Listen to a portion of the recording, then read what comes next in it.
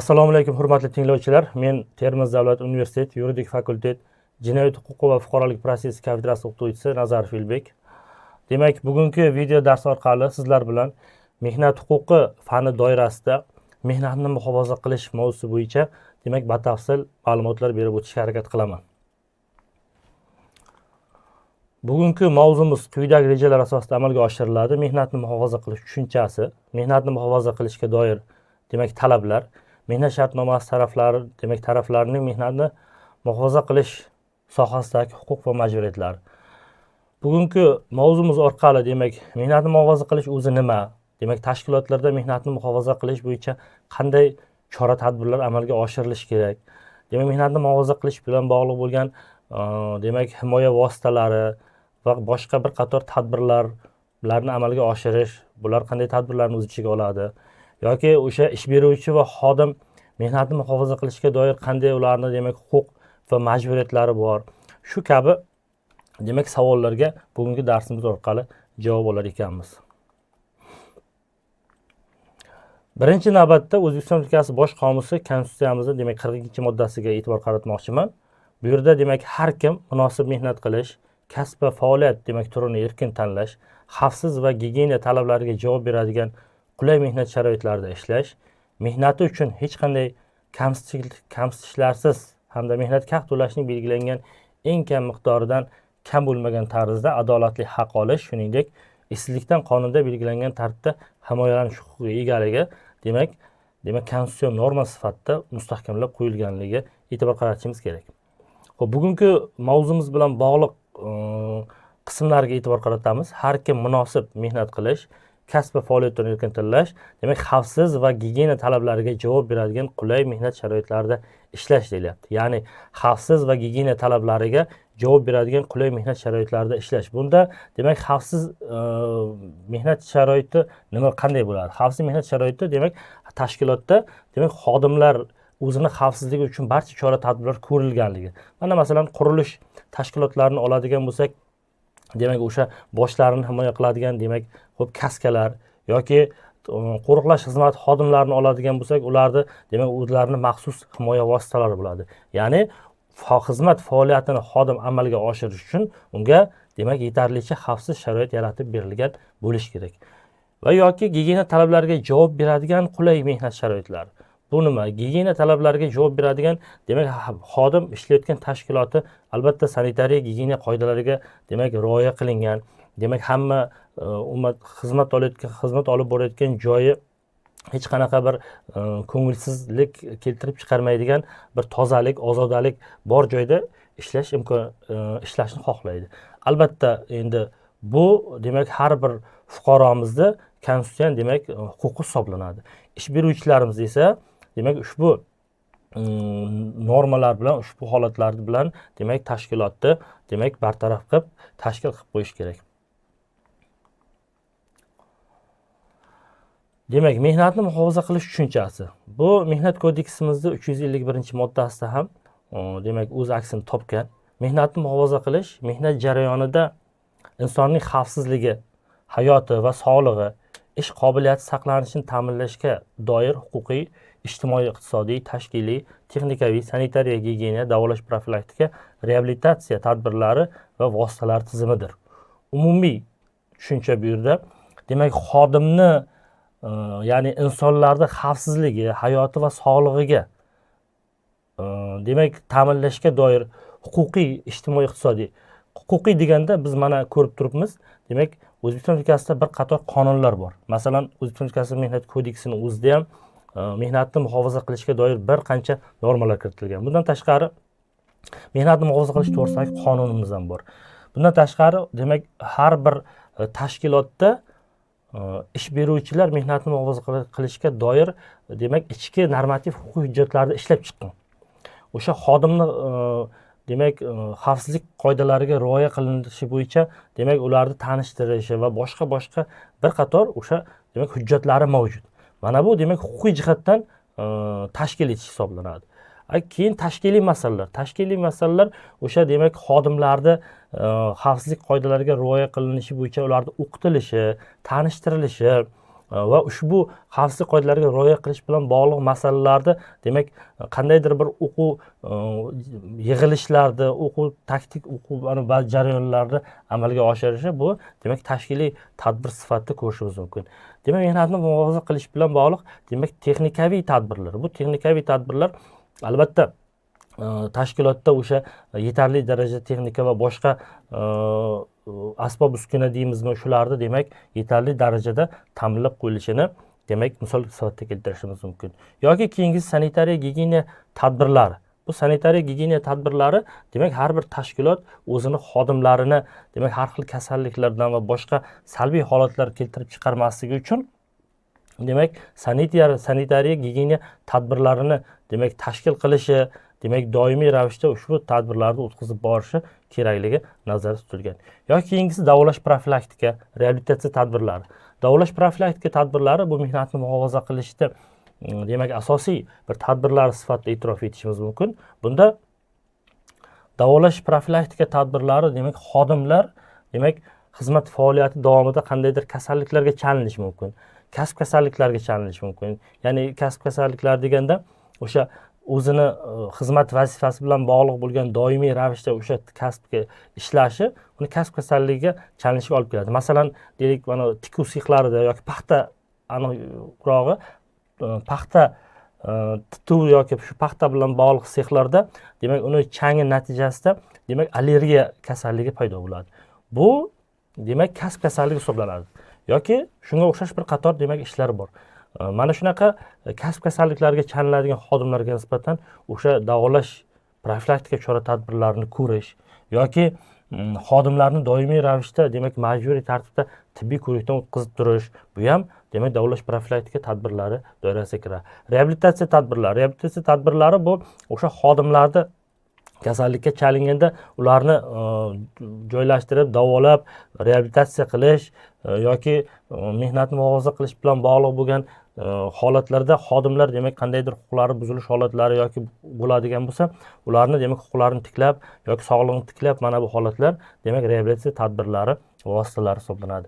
Yuqorida aytib o'tganimizdek, demak mehnatni muhofaza qilishga doir insonning o'sha xavfsizligi, hayot sog'lig'i, uni ish qobiliyatini saqlanishi uchun. Ish qobiliyatini saqlanishi bu albatta xodimni yoki tashkilotni o'sha kelgusida demak muvaffaqiyatli faoliyat yuritish uchun, yuqori natijalarni ko'rsatish uchun albatta xodimlarning demak ish qobiliyati saqlanishi va yuqori bo'lishi kerak.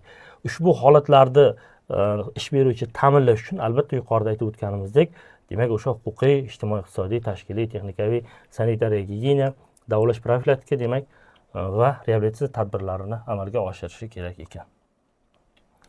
Xo'p, mehnat sharoiti nima?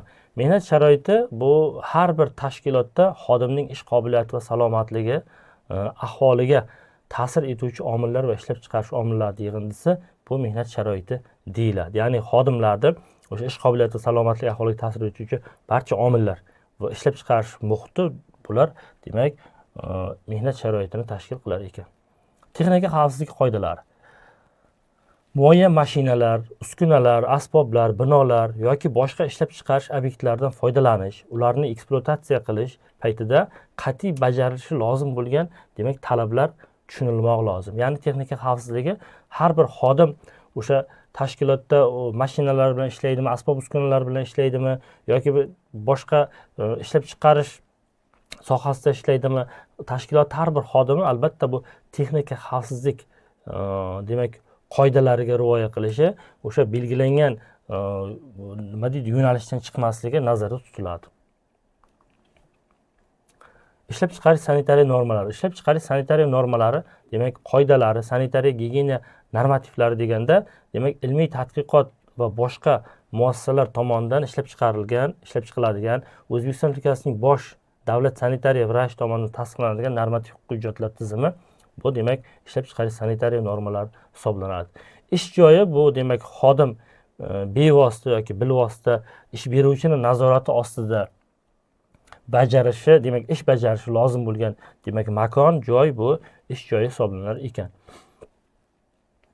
Endi mehnat qonunchiligimiz bilan ish beruvchilarni va xodimlarni mehnatni muhofaza qilishga doir bir qator huquq va majburiyatlar berib qo'yilgan. Xususan, mehnat muhofaza qilish bo'yicha xodimni quyidagi huquqlarni biz e'tirof etishimiz mumkin. Bu normativ huquqiy hujjatlar talablariga va mehnatni muhofaza qilish qoidalariga mos ish joyiga ega bo'lish. Buni yuqorida ham aytib o'tdik. O'sha talablarga va mehnatni muhofaza qilishga doir mos ish joyiga demak ega bo'lish bu har bir xodimning huquqi hisoblanadi. Keyingisi ish beruvchidan mehnat sharoitlari demak to'g'risida, ya'ni kasalliklarga chalinganda, kasb kasalliklariga chalinganda berilishi lozim bo'lgan demak imtiyozlar va kompensatsiyalar, shuningdek shaxsiy va jamoaviy demak himoya vositalari haqida axborot olishi demak kerak bo'ladi. Ya'ni xodim biror bir kasallikka chalinganda unga nisbatan demak ish beruvchi tomonidan qanday imtiyozlar beriladi, qanday demak kompensatsiya to'lovlari amalga oshirilishi mumkin. Shular to'g'risida ham ma'lumot olish mumkin bo'ladi. Keyin tashkilotlarda shaxsiy va jamoaviy himoya vositalari bor. O'sha shaxsiy va jamoaviy himoya vositalari to'g'risida ham demak axborot olishga huquqiga ega bo'ladi. Shaxsiy va jamoaviy himoya vositalari degan nimani tushunamiz? Shaxsiy himoya vositalari, masalan, tashkilotda ishlayotgan har bir xodim o'zini himoya qilish maqsadida demak maskalarni demak taqishi mumkin. Xuddi shunday. Keyin jamoaviy himoya vositalariga nimani keltirish mumkin? Jamoaviy himoya vositalariga masalan biz bilamiz har bir tashkilotlarda o't o'chirish burchaklari bor. Butun masalan shu binoda qandaydir yong'in ketadigan bo'lsa, o'sha o't o'chirish burchagi orqali butun o'sha demak anavda yong'inni bartaraf etish imkoniyatiga ega bo'lgan demak burchaklar tashkil qilingan. Qisqa qilib aytganda shular to'g'risida demak ma'lumot olish huquqiga ega. Bundan tashqari mehnatni muhofaza qilishning belgilangan normalari va talablariga muvofiq ish beruvchining demak mablag'i hisobiga shaxsiy himoya vositalari bilan ta'minlanish. O'sha himoya vositalarini demak ish beruvchining hisobiga ta'minlanish. Keyingisi ish beruvchining mablag'lari hisobidan mehnatning xavfsiz uslublari va usullari bo'yicha demak o'qish imkoniyati, ya'ni mehnatni muhofaza qilish bo'yicha demak o'qish imkoniyati ham mavjud ekan. Xo'p, ishlab chiqarishdagi ba'zi hodisalar va kasb kasalliklaridan demak majburiy davlat ijtimoiy sug'urtasi, tibbiy ko'rikdan o'sha navbatdan tashqari o'tish. Bu yerda bir qator demak ish beruvchi xodimni demak mehnatni muhofaza qilishga doir demak huquqlari belgilab o'tilgan. Bundan tashqari mehnatni muhofazasi bo'yicha demak xodim quyidagilarga majbur ham ekan, ya'ni huquqlar bilan birgalikda o'zini majburiyatlari ham bor. O'sha normativ huquqiy hujjatlar talablariga va mehnatni muhofaza qilish talablariga albatta rioya qilish, o'sha tashkilot ichki tartib qoidalariga yoki mehnatni muhofaza qilish bilan bog'liq demak talablarga albatta rioya qilish kerak. Keyin shaxsiy himoya vositalarini demak to'g'ri qo'llash, o'sha unga berilgan shaxsiy himoya vositalarini albatta demak to'g'ri, o'z vaqtida va o'z joyida qo'llash kerak. Mehnatni muhofaza qilish bo'yicha demak yo'l-yo'riqlar o'tish, mehnatni muhofaza qilish masalasi bo'yicha demak o'qishi hamda demak malakasini oshirib borish kerak ekan. Majburiy tibbiy ko'rikdan, tashkilotda o'tiladigan majburiy tibbiy ko'rikdan demak doimiy ravishda o'tishi kerak ekan. Bundan tashqari odamlarning hayoti demak yoki sog'lig'iga bevosita tahdid solayotgan har qanday o'sha vaziyat to'g'risida, shuningdek ish joyidagi ishlab chiqarishda yuz berayotgan har qanday baxtsiz demak hodisalar yoki spirtli ichimlik iste'mol qilib, giyohvandlik vositalari iste'mol qilib xizmat faoliyatini olib borayotgan xodimlar to'g'risida demak ish beruvchiga demak ma'lumot berish majburiyati ham yuklatilgan ekan. Demak xodimning zimmasiga demak qonunchilikka muvofiq yana boshqa majburiyatlar ham yuklatilishi mumkin ekan. Endi mehnatni muhofaza qilish sohasida demak ish beruvchining ham bir qator huquq va majburiyatlari bor. Bu huquqlariga birinchi navbatda to'xtaladigan bo'lsak, xodimlardan mehnatni muhofaza qilish va ishlarni bexatar olib borishga doir o'sha normalarni, qoidalarni hamda yo'riqnomalarga rioya qilishini talab qilish. Demak, keyingisi alkogolli ichimliklar, giyohvandlik yoki toksik modda ta'sirida mastlik holatini tekshirish uchun xodimlarni demak tibbiy ko'rikdan o'tkazib turish demak huquqi ham bor ekan. Xodimlarni demak ishlab chiqarishda olgan jarohatlarning og'ir yengilligi, demak ularda jarohatlanishga olib kelish mumkin bo'lgan kasalliklar bor yo'qligi to'g'risida ham demak ma'lumot olish huquqiga ega ekan. Mehnatni muhofaza qilish talablariga rioya etgan xodimlarni demak doimiy ravishda rag'batlantirib borish, aksincha demak ushbu talablarni buzayotgan xodimlarga esa demak javobgarlikka tortish huquqlariga ega ekan va bundan tashqari qonunchilik bilan yana bir qator boshqa huquqlarga ham ega bo'lishi mumkin ekan. Mehnatni muhofaza qilish bo'yicha ish beruvchining demak majburiyatlari, bir qator majburiyatlari bor. Bu demak har bir ish joyidagi mehnat sharoitlarini, mehnatni muhofaza qilish talablariga muvofiqligini ta'minlash, binolar, uskunalar, asbob uskunalardan foydalanish, inshootlardan foydalanish, bo'yicha demak xodimlarning xavfsizligini ta'minlash, ish joyidagi mehnat sharoitlarida demak holati ustidan, ayniqsa zararli ishlab chiqarish va xavfli ishlab chiqarish omillari ustidan demak nazoratni amalga oshirish, dastlabki va o'sha davriy majburiy tibbiy ko'riklarni tashkil qilish, o'sha avariya holatlarini oldini olish, bunday holatlar yuz berganda xodimlarning hayoti va sog'lig'ini saqlash va shu jumladan jabrlanganlarga birinchi yordam ko'rsatish choralarini ko'rishi mumkin ekan. Bundan tashqari majburiy ekan, bundan tashqari yana qonunchiligimiz bilan bir qator demak ularning huquq va majburiyatlari belgilab qo'yilishi mumkin ekan. Demak, bugungi mavzu orqali sizlarga yetkazmoqchi bo'lgan ma'lumotlarimiz shulardan iborat edi. Mavzu doirasida qo'shimcha savollaringiz bo'lsa, demak ekranlaringizda ko'rib turgan telefon raqami, ijtimoiy tarmoqlarimizga murojaat qilgan holda ma'lumot olishingiz mumkin. E'tiboringiz uchun rahmat.